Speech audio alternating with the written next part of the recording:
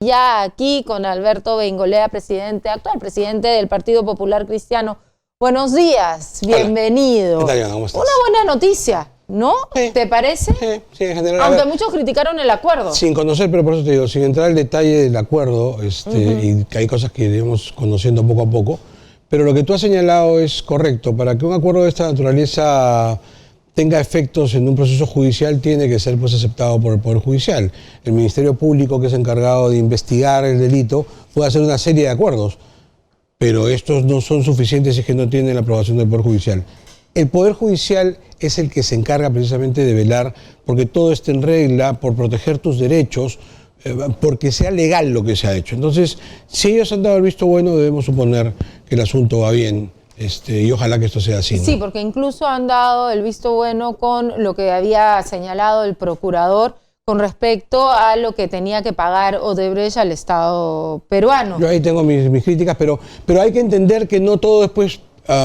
lo que uno quiere, no si todo no hay tiene que leyes. ser 100% de lo que te gusta, ¿no es cierto? Yo creo que ahí ha habido una exageración del Ministerio Público, la convalidad del Poder Judicial, porque lo que ha hecho seguramente es hacer un juicio de ponderación. Y habrá dicho, a ver, ¿qué cosa más importante? ¿Capturar a los tramposos o cobrar el dinero que nos robaron? Han considerado que capturar a los tramposos es más importante y todos vamos a tener que agachar la cabeza y decir, bueno, ok, nos robaron la plata y se la llevaron. Ojalá, solamente espero, y esto ya es un tema más para los políticos que para los miembros del Poder Judicial, que en el futuro no sigamos haciendo contratos con los tramposos, porque ese sí es el colmo. O sea, sí, pero a mí ya me indigna cuando encima que no pagan, de repente me entero que van a hacer una obra. Ya paren la mano con eso, ¿no? Bueno, pero no, sabemos ahora que en Brasil también Odebrecht sigue licitando y sigue ganando licitaciones. Que Brasil lo haga no quiere decir que lo vamos a hacer nosotros. Yo ahí reclamo, pero entiéndeme bien lo que te estoy tratando de decir. Está bien que se haya tomado esa decisión, se pudo tomar la otra y también me hubiera parecido correcto. Esa es la decisión tomada, correcto. Ahora, de aquí para adelante, por favor, no hagamos más contratos con ellos. Por favor, te aseguro que hay muchas otras empresas con las que podemos trabajar. Aquellos que nos robaron, que han venido a sacarnos la lengua, con funcionarios que hoy están caminando como pavo real sin ningún problema por el mundo, ¿no es cierto? Mientras meten presos a un montón de personas que fueron sus chupes. Con esos no sigamos contratando, por favor, un tema de dignidad. Por favor, me vas a escuchar levantar la voz cada vez que me entere de algún alcalde, de alguna autoridad, de algún ministro que pretenda meterlos en la rueda, ¿no? Pero estamos enterándonos que en realidad la corrupción, hay una... estamos luchando en contra de algunos corruptos, pero la corrupción sigue instaurada. Tenemos a un señor que decía, y al parecer, sí era asesor, al parecer, digo porque todavía eso no se ha aprobado, del alcalde de San Juan del Lurigancho pidiendo $1 millón, ya se le dio prisión preventiva. ¿Y qué dice el alcalde? Era mi amigo, pero ya dejó de ser mi amigo cuando lo capturaron. Eso es lo que ha dicho. Era mi amigo hasta el día que lo capturaron y seguro estaba fanfarroneando, porque no trabaja acá en la municipalidad, no es mi asesor, pero lo llevaba hasta la presidencia del Consejo de Ministros, a las reuniones. Habrá que investigar. Investíguese. Pero esto va en la misma línea de lo que te estoy diciendo. No se trata solamente de castigar a todos los culpables del pasado, se trata de impedir que esto continúe. Por favor, o sea, ya que no continúe, no seamos tontos de aquí en adelante. Bien, Alberto, y vamos al tema por el que te llamamos aquí, que es el tema del presidente Vizcarra, que a muchos les ha sonado bastante mal que haya dicho que si no se aprueban las propuestas en el sentido, ¿no? Y la esencia que ellos han propuesto, que el presidente del Consejo de Ministros, Salvador del Solar, puso y propuso en el Congreso y que espera que sea para el 25, hasta el 25 de julio. Bueno, él pensaría en utilizar, digamos, lo que él cree que es su potestad dentro de la Constitución de disolver el Congreso. Muchos han vuelto a saltar, ¿no? Obviamente la bancada fujimorista ha vuelto a saltar y también en el APRA diciendo que se cree, ¿no? A ver, es una pésima foto saltar al lado de la bancada fujimorista. A ti te debe constar que yo siempre he sido muy duro y muy crítico con ellos, o sea, jamás, pero en este caso concreto hay una defensa de la institucionalidad que sí creo que hay que ejercer.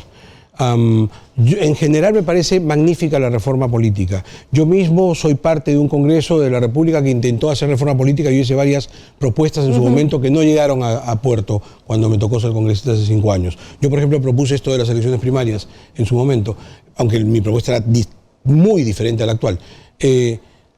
Pero una cosa es eso y otra cosa es, mira, en democracia la forma es tan importante como el fondo. Y te explico, porque hoy podemos decir todos, oye, sí, qué bien, lo que está diciendo está muy bien, vamos con él. Pero esa misma forma podría ser utilizada el día de mañana por un mal presidente para intentar una dictadura que ya el Perú ha sufrido tantas veces. O sea, si no nos hubiera pasado, pero nos ha pasado tantas veces y no entendemos. O sea, el hombre es el único animal que choca 2 veces con la misma piedra, ¿no? Otra vez y otra vez y otra vez. Ah, es bonito lo que dice, está bien. Y el presidente, y ahí sí debo criticarlo, ¿por qué ha salido con este envalentonamiento? Por las encuestas. Volvió a subir a las encuestas, dijo, por acá va, otra vez. Porque claro, es fácil pegarle al Congreso y con eso subir los bonos. Lo que yo estoy diciendo, soy plenamente consciente, puede sonar antipático, ¿no es cierto? Porque ahora lo políticamente correcto es ir a matar. Pero ahí está corrigiendo lo que dijo el propio Salvador de Solar, que en su momento trató de poner paños fríos, porque es lo correcto. Tú no puedes pasar por encima de la facultad constitucional que tiene el Congreso de la República, bueno, malo, antipático, lo que quieras. Se las diste con el voto de discutir libremente y tomar consideraciones en función de los proyectos que son presentados. Pero, el Congreso actuó muy mal, le dio largonas a proyectos del Poder Ejecutivo que por mandato constitucional tienen prioridad. Se portó muy mal, pareciera que ellos quisieran que cerraran el Congreso. Lo han hecho mal desde el comienzo, debe ser el peor Congreso que tenemos. Esa bancada fujimorista ha demostrado por qué es que no deberíamos votar nunca más por el fujimorismo. En todo eso estoy de acuerdo, pero de ahí saltar a la garrocha las normas y tratar de imponer una cosa como lo que se está diciendo, me parece que hay una distancia que no deberíamos pasar. ¿Tú crees que es contradictorio porque cuando tenemos que fortalecer la democracia? Cuando él dice que no culpa al Congreso, sino a los congresistas. Así dijo, no culpo al Congreso, sino algunos elementos... Pero es lo mismo, es como si yo quisiera decir, perdóname lo que voy a decir, pero lo voy a decir con toda dureza para que se entienda, cuando el presidente habla y dice, la lucha contra la corrupción, porque esto es para luchar contra la corrupción. Ya, yo pregunto, espérate un ratito.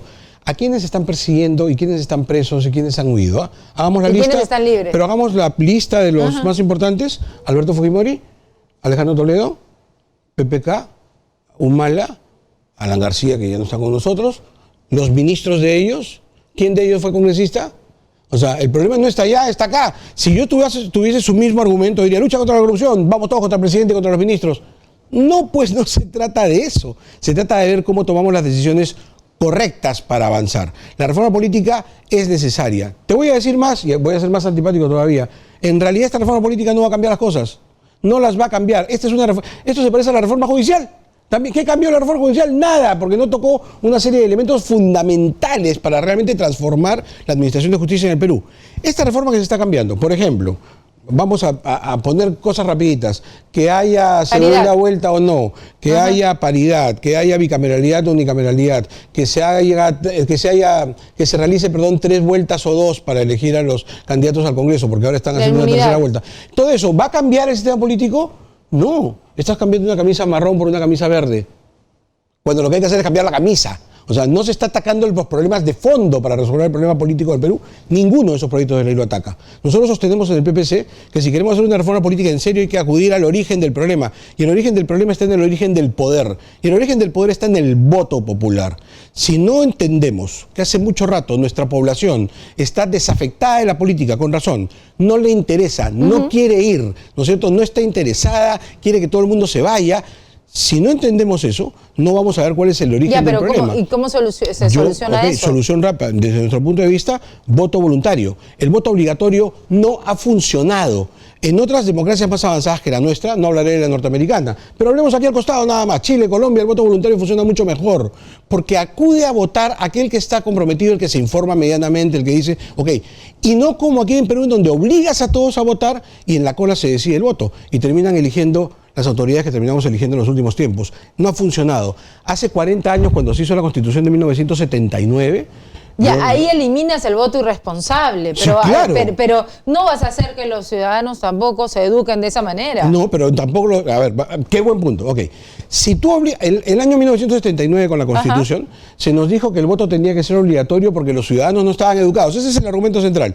Porque como no hay conciencia cívica, tenemos que obligarlos a votar. 40 años después existe la evidencia que esto no ha ocurrido, no educó a nadie. Los ciudadanos por sí solos no van a ir a educarse. Creo que era Einstein el que decía, si sigues haciendo lo mismo, los resultados van a ser iguales. Exacto. Así que acá estamos haciendo lo mismo, los resultados van a ser iguales.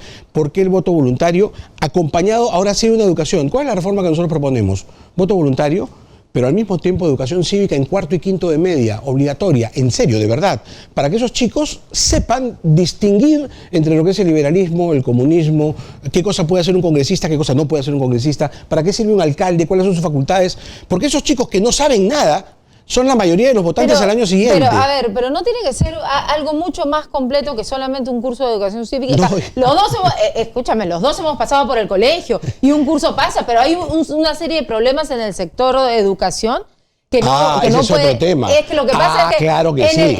Si entramos al tema de educación, 2 programas más. Ahí sí, totalmente de acuerdo. Pero es que eso nos lleva a lo otro, ¿no es cierto? Un curso no va a solucionar el problema. Pero te das cuenta que aquí lo que está faltando es una mega mirada del país. Estamos aquí acostumbrados y nos metemos en grandes discursos por parchecitos. Ahora es el parchecito. Vamos a hacer de que las elecciones primarias sean obligatorias. Y fíjate, además obligatorio. Dile a la gente que en lugar de ir a votar 2 veces va a tener que ir a votar 3 veces. A ver si se ponen contentos. Ok.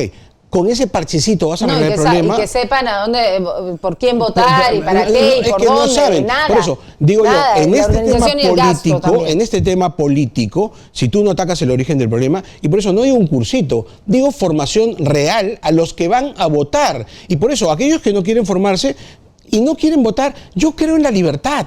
Si no quieres ir, no vayas.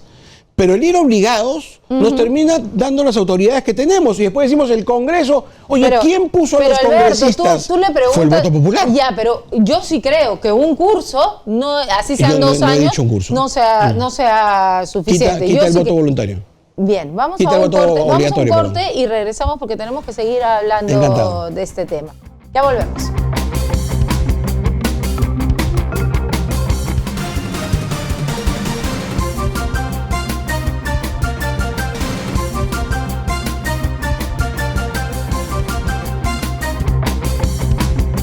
Y 46, estoy con Alberto Bengolea aquí renegando los dos un poco en realidad, porque nos hemos metido a un tema que en los dos casos, o sea, tú y yo nos afecta bastante, que es el tema de la educación. ¿Por qué? Porque vemos la situación actual y la situación de nuestra política tiene directa relación con la educación. Pero mira el Congreso. Nos gastamos dinero en una comisión de ética que está discutiendo si le dicen Gisela o no le dicen Gisela a una congresista, y ahora seguro van a discutir porque Beteta le ha dicho a Salaverry, le ha dicho Felpudini. Ahora, entonces esa es la educación que tenemos en nuestro país. Sí, esa es. Entonces, si no cambiamos eso, no vamos a cambiar el país. El Congreso de la República, vamos a cambiar la política. El Congreso de la República y los congresistas que tenemos se deben a 2 cosas. Primero, al sistema educativo peruano. Son hijos del sistema educativo peruano. ¿De dónde creen que salieron?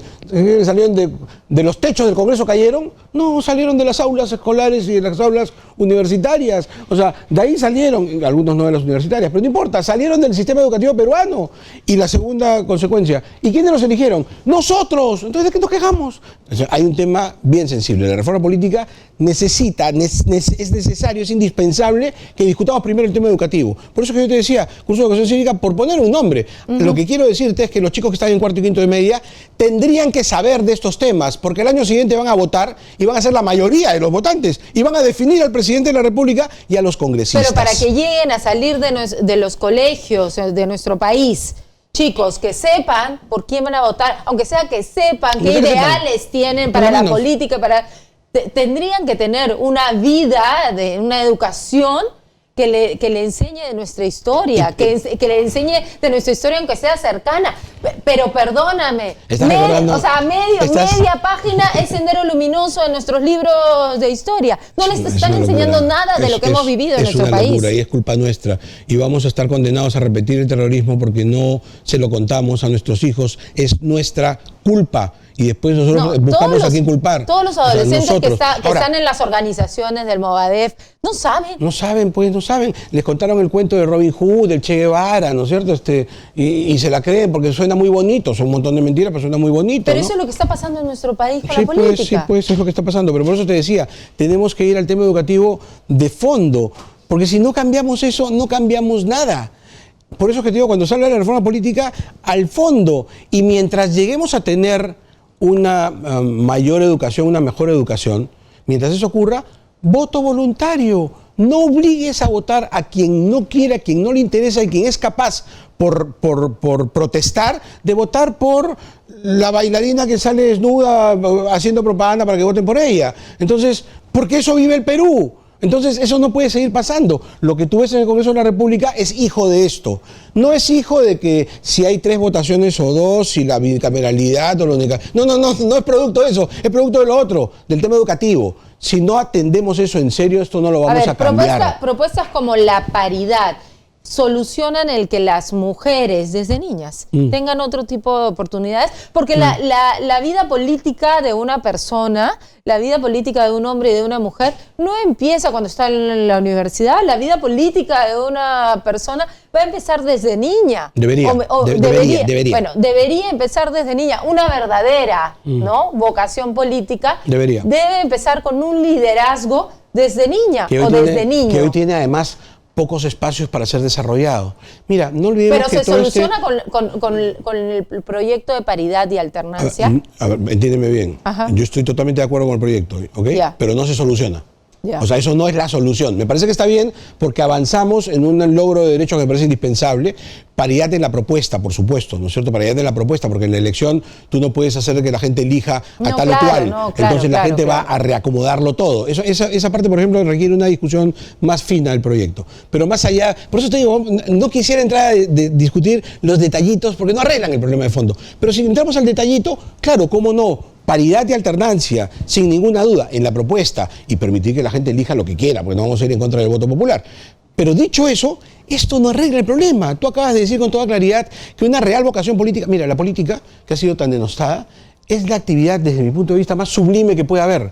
Porque es en donde tú expresas tu capacidad de servicio al colectivo, tu vocación de servicio está ahí expresada. Aquellos que quieren sacrificar su tiempo, su dinero, su familia, ¿no es cierto?, para dedicar horas extras. El verdadero político trabaja, en el PPC trabajamos, yo trabajo. Y las horas extras se las robo a mi familia para dedicárselas al país. Entonces eso requiere vocación. Bueno, esa vocación real, ¿no es cierto?, ¿dónde la canalizamos en nuestros chicos? Ya no tenemos ni Boy Scouts, y te lo digo en serio, que eran movimientos de voluntariado. Sí, tienes que explicar, porque mucha gente dice claro, que es eso. Cuando yo era chico, yo tengo 54 años, cuando yo era chico tenías múltiples opciones de chico para hacer voluntariado. O sea, te fomentaban el servicio a la comunidad. Y por supuesto en esa edad se discutía temas políticos. Yo comencé a discutir temas políticos en la secundaria. El fujimorismo, entre otras de las muchas cosas que debemos pasarle factura, una de las muchas cosas que hizo en el Perú, es que sacó la política de los claustros universitarios. ¿No te acuerdas? La política es mala, ustedes dedíquense a estudiar. Y eliminó a generaciones enteras de chicos peruanos que no entraron a hacer política. ¿Quiénes entraron entonces? Los menos preparados. Les abrieron campo a todos los que hemos visto ahora que están en el Congreso. Entonces, ¿qué tenemos que hacer? Revertir eso. ¿Y revertirlo cómo? Con paciencia, con educación en serio, cambiando las cosas de verdad y no con estos maquillajes de educación en donde vemos que a cada rato los problemas que se discuten en educación son también de maquillajes superficiales. Como el enfoque de género, por ejemplo, ¿ayuda en algo? Ayuda para lo mismo que tú me estabas diciendo. Es decir, no estoy en contra, ¿no es cierto? Me parece que políticas de igualdad de género, ¿no es cierto? Enfoque de igualdad de género. Exacto. Okay, no confundamos porque entonces después vienen los otros maleducados a decir que ahí hay una innovación ideológica. No, aguanta. Enfoques, dentro de los enfoques que ha planteado, vamos a hablar de eso. El Ministerio de Educación planteó hace 2 o 3 años 7 enfoques transversales para la educación peruana. Uno de esos enfoques, ¿qué cosas son enfoques transversales? Miradas que hay que tener presente en cada uno de los desarrollos que hay que hacer de las unidades, digamos, educativas. Entonces, en cada decisión hay que tomar en cuenta estas 7 cosas. Por ejemplo, el enfoque de interculturalidad en el Perú. Por ejemplo, el enfoque de derechos humanos. Por ejemplo, el enfoque de igualdad de género. Y así podemos. ¿Te parece mal? No, me parece súper bien. ¿Qué me parece mal? Que entre los enfoques principales no está el enfoque de calidad, no está el enfoque de competitividad. O sea, eso que necesita el Perú para salir adelante. Estamos compitiendo con el mundo y si no se han dado cuenta del Ministerio de Educación, seguimos en los últimos lugares de la educación del mundo y de América Latina, para no ir al mundo. No, pero una cosa es tener enfoques, otra cosa es aplicarlo. Pero por eso te digo, mientras sigamos allí, mientras no tengas tú como un enfoque, por ejemplo, vamos a ver enfoques, como un enfoque el de la competitividad o el de la excelencia, entonces eso no es tan importante, pues. Y tú necesitas, sí, que sea importante. Y me dicen, pero Alberto, no, claro que sí, yo quiero que mis chicos de 5º de primaria sean los mejores en matemáticas de América Latina, sí lo quiero. Porque eso me va a ayudar a que en el futuro, cuando tengan que salir a competir, cuando sean ingenieros o arquitectos al mundo, ganen. y no tengan que estar siempre mirando para abajo y no tengamos que estar contratando extranjeros para las grandes cosas. Entonces, si no atendemos eso, ¿cómo vamos a tener futuro? Y eso el Ministerio de Educación no lo atiende o lo pone al final en sus prioridades. Eso es cambiar el sistema de educación en serio. Atender el tema de los profesores con urgencia. Te voy a decir una cosa dramática, ¿ya? El otro día me contaron un ejemplo que me pareció tan desdecidor. Un chico postuló a la Universidad de San Marcos a alguna carrera difícil, biología, alguna cosa complicada, okay, y no entró. Yeah. Y estaba muy triste porque no había entrado. Y entonces fueron donde él y le dijeron, pero mira, tú eres un gran alumno, eres un gran chico, no, tranquilo. Este puntaje, por ejemplo, que has logrado no te alcanza para tu carrera, pero te alcanza para la educación. Puedes estudiar educación y enseñar biología. Eso grafica lo que pasa en el Perú. Los mejores deberían ser los maestros, los mejores, no los peores. Y aquí en el Perú, haz un test. Vete a los principales colegios del Perú y pregúntale a los chicos de quinto de media, ¿alguno quiere ser profesor? Ninguno. ¿Y por qué? Porque no pagan lo que ellos quisieran ganar. Entonces, si no... No, tendrías que tener demasiada vocación para ser profesor. Exacto. La educación en Finlandia es la mejor del mundo hace mucho tiempo, sí, la hemos estudiado, yo no he viajado a Finlandia, pero la he estudiado, todo el mundo. No están haciendo cosas muy distintas a las que se hacen en los mejores colegios del Perú, ¿eh? Más o menos los programas son los mismos, los diseños son similares, hay alguna diferencia en algunos... ¿En qué cambia entonces? En los profesores. ¿En la remuneración? En la remuneración. ¿Y por qué esto es importante? Porque la remuneración conlleva calidad.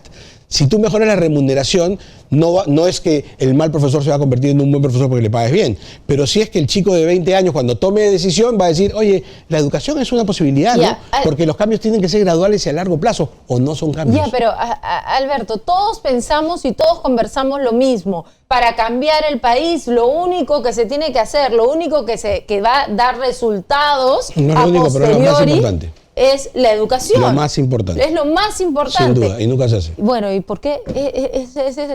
Llegan al gobierno, llegan al Congreso y eso no es la prioridad. No es rentable. Yo peleé durante 5 años por levantar el índice del gasto público para educación. Lo logramos, no a los niveles que se quería, pero se logró. Debo admitir que en esa época, era Saavedra el ministro de Educación, se logró peleando duro, ¿no es cierto?, que se levante, pero no se llegó, por ejemplo, al 6%, que es parte del Acuerdo Nacional. Según el Acuerdo Nacional, que es una reunión de señores que toman grandes decisiones más allá de los gobiernos, debería ser el 6% del gasto público para educación. Hasta ahora no se logra. Pero hay que seguir subiéndolo. Dramáticamente si se quiere, dejando de lado algunos otros sectores, sí, porque esto es prioritario, a largo plazo. El ejemplo se ha dicho multitud de veces, hay que repetirlo una vez más. Hace algunos años, no mucho, 50 años atrás, venían de la Segunda Guerra Mundial los japoneses destruidos, ¿no es cierto? Y como los japoneses, puedo hablar de cualquiera de los que se levantaron después, se pusieron a pensar en su islita chiquitita, llena de agua, ¿qué cosas tenemos? Dijeron que tenemos mar por los 4 costados y japoneses por todas partes. Invirtieron en los japoneses. Mira lo que es Japón hoy día. Y lo propio podríamos decir de Tailandia y de Corea y de cada uno de los grandes países asiáticos que entendieron que había que invertir en educación. 30 años después comenzaron a tener sus primeros frutos. 50 años después se están comiendo el mundo. Entonces, claro, lo que pasa es que además nosotros somos cortoplacistas, queremos el resultado inmediato. Las políticas, dime tú cuáles de las políticas de las que está hablando el presidente de la República tendrán resultados a futuro. Ni siquiera para el Bicentenario, por más que se llenen la boca. Son cosas chaquititas, rapiditas. Si el 25 de julio no está este cambio constitucional, yo voy a cerrar el Congreso. ¿Qué es esto? O sea, ¿qué visión de Estado es esa? ¿Hacia dónde va el Perú? Necesitamos estadistas en serio, que diseñen un país a largo plazo y que tomen decisiones, a veces difíciles, a veces duras, que lleven a esos resultados. Tenemos que ir cerrando y mi última pregunta es, ¿en qué momento se fastidió? ¿Vargas Llosa? ¿En qué momento se fastidió la educación de los peruanos? Ah, qué gran pregunta. En varios momentos. En varios momentos, pero fundamentalmente cuando comenzó a abrirse la brecha de diferencias en el país y fueron quedándose en educación las personas menos capacitadas y menos aptas. Cuando la educación cayó en manos del SUTEP, por ejemplo, absolutamente, que no se preocupó nunca por la educación. Yo soy gremialista, o sea, yo creo en los gremios y creo que está muy bien, y creo en los sindicatos, creo que están muy bien para defender los derechos de los trabajadores, pero cuando llegan a tener poder para decidir sobre la educación peruana y poner sus propios intereses por encima de los intereses del colectivo, ahí esto comenzó a fastidiarse. Comenzó a fastidiarse cuando estas brechas comenzaron a crecer entonces y dejamos relegado al sistema educativo. Cuando y creo que hace un error, y lo voy a decir, con esto me voy a ganar muchos votos en contra, cuando, por ejemplo, sacamos de las aulas universitarias a los mejores. Antiguamente, yo escucho, Luis Bedoya Reyes, por ejemplo, el joven centenario, es producto de Guadalupe. ¿Ok? O sea, es del Colegio Nacional y fue a una universidad nacional y se convirtió en el mejor abogado de su época y en una referencia para todos los peruanos del siglo XX. O sea, sí había una cosa. Y cuando Bedoya habla de sus maestros, Bedoya habla de León Barán de Arán, de Basadre, de Víctor Andrés Belaúnde, y no son maestros de Bedoya, pero puedo seguir enumerando, Luis Alberto Sánchez. Los mejores peruanos estaban en el aula. Bedoya mismo fue profesor de historia en Guadalupe y en otros colegios nacionales. Es decir, peruanos distinguidos que van al aula no solamente para enseñar una materia, para seducir a los chicos, para llevarlos adelante. Claro, pero ahora, ¿quiénes son los peruanos distinguidos? Hoy eso está prohibido por ley, pero es que sí los hay, y está prohibido por ley. Entonces, esto tenemos que cambiarlo, tenemos que hacer que, como una suerte de servicio público, los mejores en cada sitio también vayan al colegio, también le dediquen tiempo a los chicos, porque ese es el futuro del Perú, y sin futuro no tenemos nada más por qué conversar, seguiremos conversando de parchecitos que no arreglan nada. Esa es nuestra mirada, realidad. ¿no? Esa es nuestra Muchísimas gracias, ha sido Alberto Bengolea que ha estado con nosotros y hemos estado renegando juntos. Siempre. Por lo demás, solo dejando firmemente establecido que sí estamos de acuerdo con la reforma política, que creemos que hay que discutir con serenidad algunos puntos que se han propuesto, pero otros tienen que ser aprobados, porque, en fin, mal no nos va a hacer, ya está dicho, no va a cambiar las cosas, pero no están mal. Y ya son las 11 de la mañana. Se acabó Exitosa Perú, pero después de un corte, yo continúo con ustedes en La Verdad en Exitosa.